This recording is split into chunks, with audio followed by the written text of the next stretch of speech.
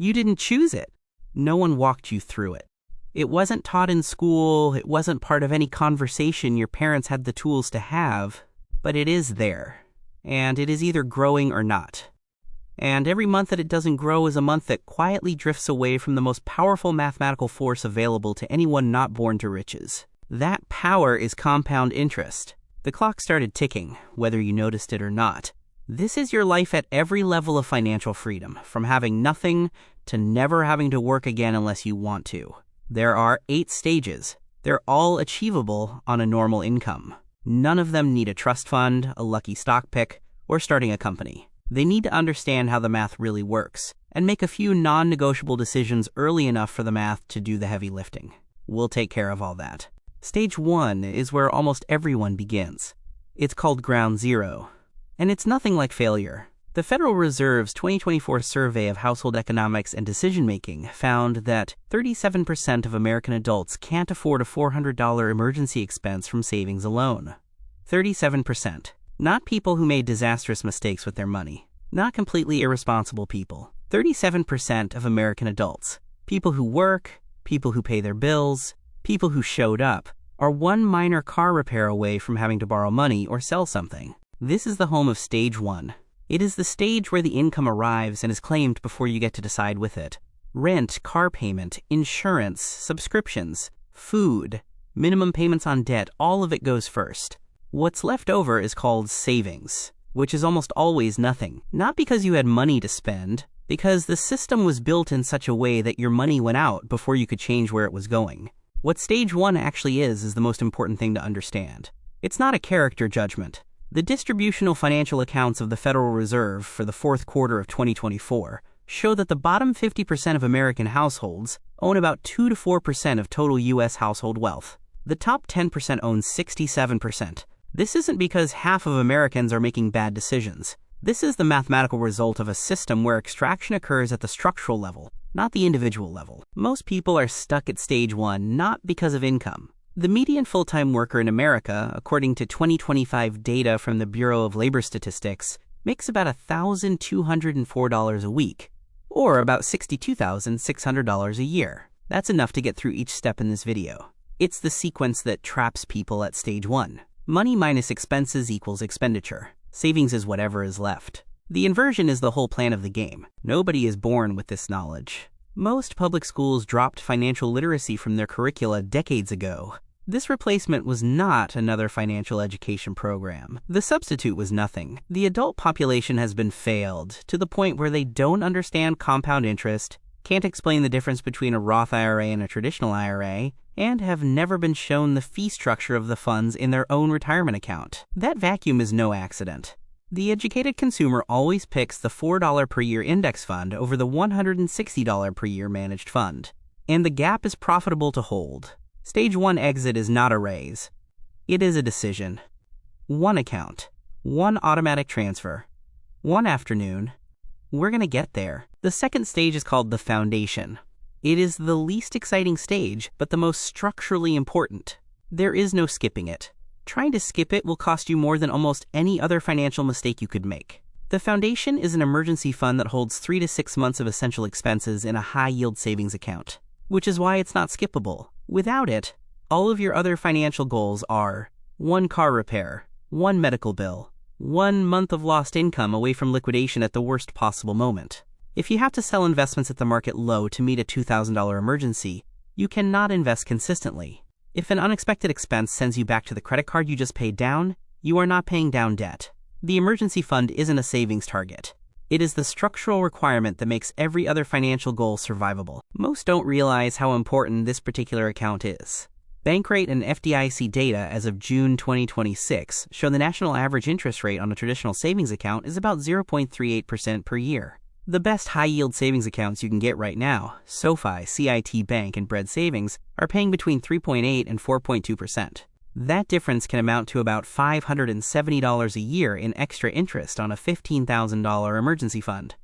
Every single year, just for the sake of moving the account one afternoon, most people have their emergency fund in a traditional account simply because nobody told them there was an alternative. And the information asymmetry is valuable to maintain. Step 2 is this. Save up 3 to 6 months worth of necessary expenses. Transfer it to a high-yield savings account that pays 4% instead of 0.38. SoFi or CIT Bank or Bread Savings. Open the account, 20 minutes, all online. Set up an automatic transfer of a fixed dollar amount from your checking account on payday to be transferred until the fund is full. Then leave it alone and proceed to stage 3. The foundation has a single rule. It's not an investment. It is money you shouldn't be trying to grow aggressively. Money gives you the ability to survive a bad month without ruining the math you're building everywhere else. Use it when you need it. Rebuild it the second after. That's the whole thing. Stage 3 is when the math really starts working against you, like never before. Stage 3 is called the employer match, and is the only place in the financial system where you will ever get a guaranteed 50 to 100% return on your money before a single dollar of market growth occurs. If your employer offers a 401k match, the most common match is 50 cents on the dollar up to 6% of your salary. That means for every dollar you contribute up to the match threshold, your employer is adding 50 cents. Right away, before receipt of any investment return. Before any time on the market, a guaranteed 50% return every paycheck that you get, that's gone for good if you don't claim it. Run the numbers. Calculate the cost of the money that is not captured over time. At a salary of $62,000, which is close to the median full-time income in America, according to Bureau of Labor Statistics 2025 data, a 6% contribution is $3,720 per year. The 50% employer match produces $1,860. In 1 year, that $1,860 turns into $14,162 from the match alone. That match is invested and grows with the historical S&P 500 average return of around 7% a year for 30 years. Couple in 30 years of employer matches and compound growth, and the total value of the employer match over a career is no small benefit. Often the single biggest financial decision of a working lifetime, and it's dictated by whether someone ticks a box in an HR portal. The Link website says the limit on 401k contributions for 2026 is $24,500 for employee elective deferrals. You don't have to complete stage 3. You want to max out the employer match. This is at this stage the only and first objective. Contribute whatever your employer match is up to. Make it this week. Please set it in HR portal. Proceed to stage 4. One more thing on stage 3. By age 30, you should have saved the equivalent of 1 times your annual salary, according to published retirement benchmarks from Fidelity Investments. By 40, 3 times. By 50, 6 times. By 60, 8 times. 10 times by the normal retirement age of 67. These aren't goals Fidelity invented to motivate you. These are the numbers you need to replace your working income at a 4% withdrawal rate without running out of money. In stage 3, you are starting to build toward those numbers. The sooner you catch the match, the sooner the curve starts bending your way. Most people get stuck at stage 4, and learning why that causes a stall is worth more than any one single investment strategy in this video. Stage 4 is the Roth IRA, and it is the most powerful tax-advantaged account available to most working Americans who are not billionaires. Not the strongest investment account. The most powerful tax-advantaged account. The difference is everything. Here's how it works. You pay tax money. There is no immediate tax relief. Every dollar of growth, every penny of compound interest, every dividend, every capital gain that accumulates inside a Roth IRA leaves in retirement completely tax-free. Not tax-deferred. Tax-exempt. Forever. As of 2026, the contribution limit for a Roth IRA is $7,500 a year, according to Link. The income phase-out starts at $242,000 of modified adjusted gross income for married couples filing jointly. Most people watching this have a Roth IRA available to them fully, and they are underutilizing it. Here's the math on what tax-free growth really means over time. If you save the maximum of $7,500 each year from age 22 to 62 40 years and earn 7% annually on it, the account grows to about $1,800,000. $300,000 you gave, the other $1,500,000 is growth. The equivalent traditional account would have produced a tax bill of $330,000 on withdrawals at a 22% effective tax rate in retirement. The Roth bill, nothing. The stall occurs at stage 4 as the account setup appears to be complicated and the payoff feels distant. Fidelity's behavioral research shows most people who plan to open a Roth IRA procrastinate for months or years before opening it, waiting until they're ready to open. The feeling of being ready never comes. The people who saved up money were not those who waited until they felt ready. They are the ones that started before they felt ready and let the math catch up. You can open a Roth IRA at Fidelity in 20 minutes. The fund to buy inside of it is fxaix, Fidelity 500 Index Fund, expense ratio 0.02%, monthly contribution paid automatically. Then let it go. Each month the account is not open is a month of compound growth that cannot be recovered for any price. Stage 5 is the first stage where you stop trading time for money, mathematically at least. Stage 5 is called coast-fi, and that's the point where your invested assets have reached a critical mass that will grow to cover your full retirement needs on their own without another dollar of contribution if you simply leave them alone. The math of coast-fi is the opposite of compound interest. Instead of trying to figure out what the dollar value of your current contribution will be in 30 years, you figure out what you need to have invested today so that the historical average rate of return for the market will take that amount and turn it into your retirement goal all by itself. As a concrete example, let's say that your retirement target is $1,500,000. This number is based on the rule of 25, which is based on the Trinity study published in 1998 by 3 finance professors at Trinity University, which found that a 4% annual withdrawal rate from a balanced portfolio has survived every 30-year period in U.S. market history. How much do you need today to coast to $1,500,000 by 65? At a 7% average annual return, the answer is about $250,000 at age 35. If you invest $250,000 at 35 and never put in another dollar, the math says you'll retire with about what you wanted. After that point, each dollar you put in accelerates the timeline to retirement, not the outcome. This is the initial stage when the math is pulling harder than you are. The Federal Reserve's 2022 Survey of Consumer Finances revealed that the median net worth of Americans between the ages of 35 and 44 is $135,600. That's total net worth, not invested assets. Home equity and other assets are included. The average American at 35 is not at stage 5. The median American at 35 is in stage 2 or stage 3. And that is not a criticism. It's the map. It shows you exactly where the gap is and what's filling it. The behavioral change at stage 5 is profound. Before coast-fi, the retirement math breaks down once you stop contributing. At stage 5, you stop making contributions, but the retirement math still works, just on the original timeline. For the first time in your financial life, you have purchased optionality with your time. You are still not financially free, but you can take a lower-paying job you love, take a gap year, start a business, go back to school, and the retirement math still works.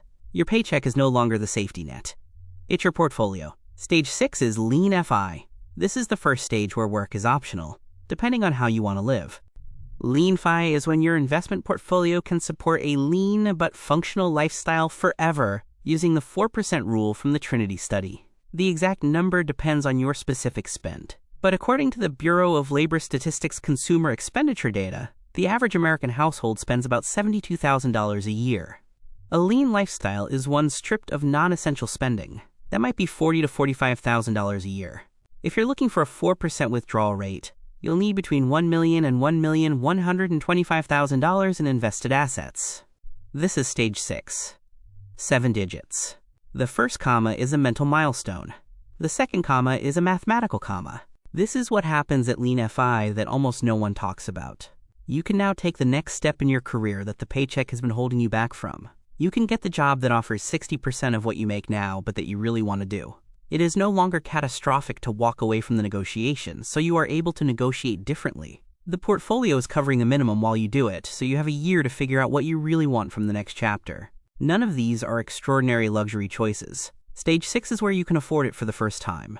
They are the basic human ability to say no to things you do not want, and that ability has a price. This math actually works, and the proof is history. Ronald Reed worked as a janitor and gas station attendant in Brattleboro, Vermont. His shirts were of flannel. He drove a second-hand car. He fixed himself rather than pay for repairs. He died in 2014, aged 92, leaving an estate valued at $8 million. He'd been buying and holding dividend stocks for decades, all on a salary that never really got much higher than what most people reading this make today. His family didn't know this. His neighbors didn't know. The brokerage didn't find out until they'd settled the estate. Same markets, same compounding interest. Same equation, different relationship with patience. Earl Crawley was a parking lot attendant in Baltimore. For most of his career, he made $12 an hour. He caught a bus to work. He brought his lunch. For decades, he consistently saved and invested small amounts of money in stocks. By the time he was in his 70s, he'd made more than $500,000 on investments, about the salary of a parking lot attendant. It was not an original ploy. The strategy was to be consistent over the long haul of a career. The math that built those estates is more available now than at any point in their lifetime. Most of the major brokerages also allow opening a position in an index fund with a minimum of $1. The best available index fund has an expense ratio of 0.02% per year. The information to build the same system they used is available for free. Time is the only thing they have that is worth duplicating, and time is the one thing you can't get back. The longer you wait, the more expensive it gets. The 7th stage is called full FI, and this is the stage that most people are talking about when they say they want to be financially independent, although most of them don't know the specific number it takes. Full FI is when your investment portfolio is able to support your actual annual living expenses. In real terms, forever, at a 4% withdrawal rate. The principal remains untouched. No more earned income, no Social Security, no inheritance, nothing but the assets you've built. The math is easy. Bureau of Labor Statistics consumer expenditure data shows the average American household spends about $72,000 a year on all expenses. 25 times 72,000, using the rule of 25, which comes from William Bengen's seminal 1994 paper in the Journal of Financial Planning that established the 4% withdrawal rule based on every historical market period back to 1926, is $1,800,000. $1,800,000 in invested assets. That is the number for an entirely average American lifestyle paid for in perpetuity by a portfolio. What does that look like as a concrete savings goal broken down by timeline? If you begin contributing at 22 years old, contribute up to the full employer match on your 401k, max out your Roth IRA every year at $7,500, and invest a modest additional amount in a taxable brokerage account, ending up with a total invested monthly amount of around $1,200 to $1,500.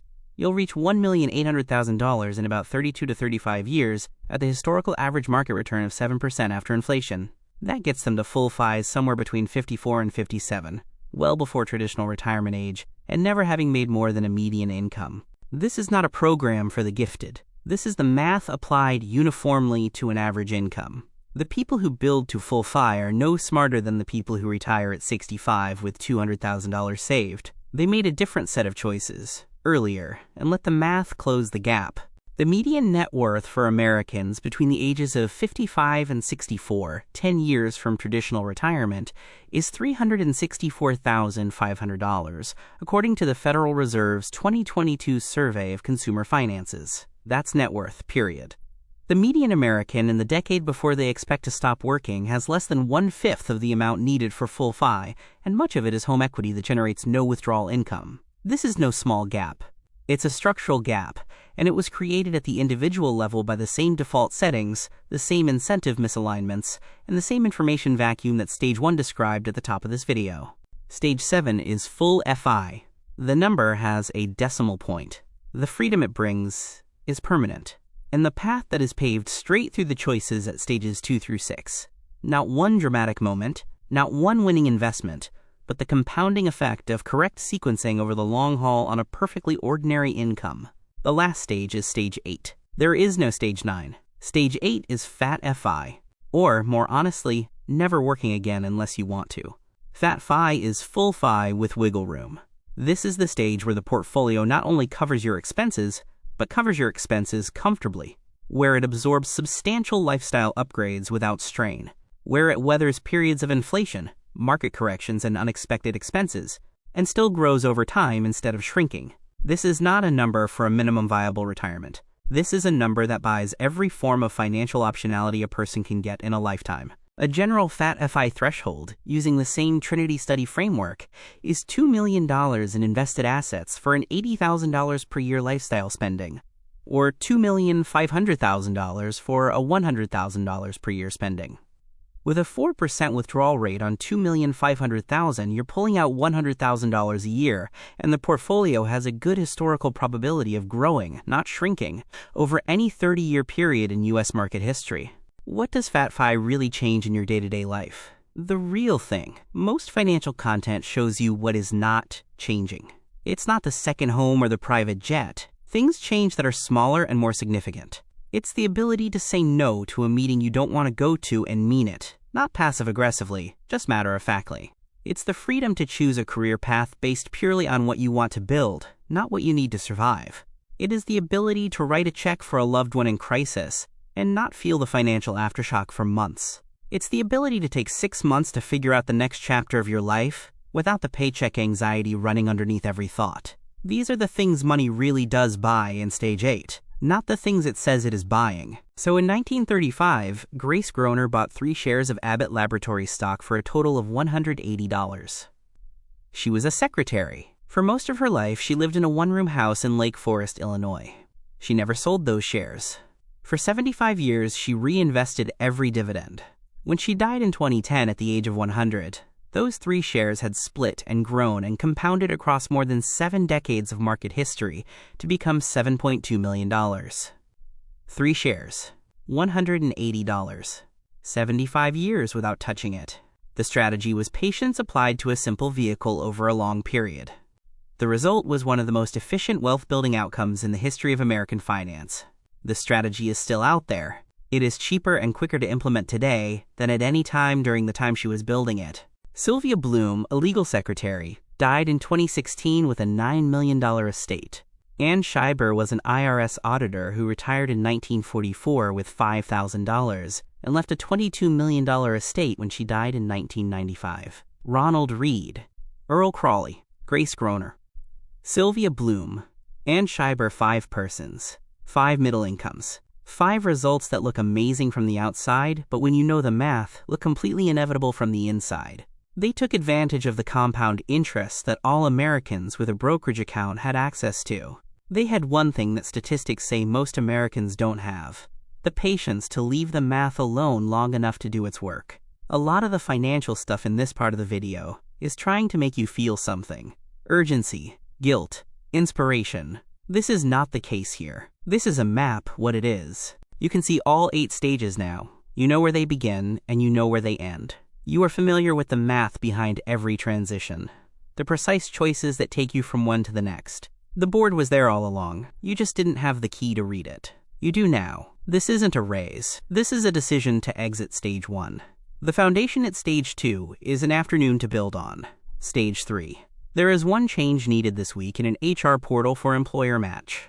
The Roth IRA in Stage 4 takes 20 minutes at Fidelity, Vanguard, or Schwab. fxaix if you're at Fidelity, expense ratio 0.015%. If you're at Vanguard, it's VOO, 0.03%. If you are at Schwab, SWPPX, 0.02%. All 3 follow the S&P 500. All 3 have paid out about 10% a year since the 1920s. Your choice. Subscribe monthly. Automate the handover. Leave it. The 2026 Roth IRA contribution limit is $625 a month, which is $7,500 a year per link. The 401k employee elective deferral limit is $24,500. Not everyone can max both out, but the order is: get the employer match, fund the Roth IRA up to the limit, then back to the 401k. It's important because of how the tax benefit of each account works. The game is free cash. The Roth grows tax-free, in perpetuity. The 401k over the match is good, but third place. The way from where you are now to Stage 8 is no mystery. It's a math problem with a known answer, known inputs, and a time variable that you control today, but not tomorrow. Fidelity's published retirement guidelines say you should have 1 times your annual salary saved by 30, 3 times by 40, 6 times by 50, and 8 times by 60. These are waypoints on a 30 to 40-year compounding curve. The sooner you get started each year, the sooner the curve begins to bend. The longer you wait, the more monthly contribution it will take to reach the same bend. The 8 stages conclude with never working again unless you choose to. That's the precise mathematical, achievable definition of financial freedom. Not the feeling of being financially free. Not the look of financial freedom. The real reality where your money works harder than you do. Where your portfolio pays for your life. Where you wake up every day and decide what you want to do with the day, based solely on what you want to do, not what the payment requires. Ronald Reed possessed that. He just called it retirement and wore flannel shirts, and no one knew. You get to decide when yours begins. The math waits for no one. The start date is available now.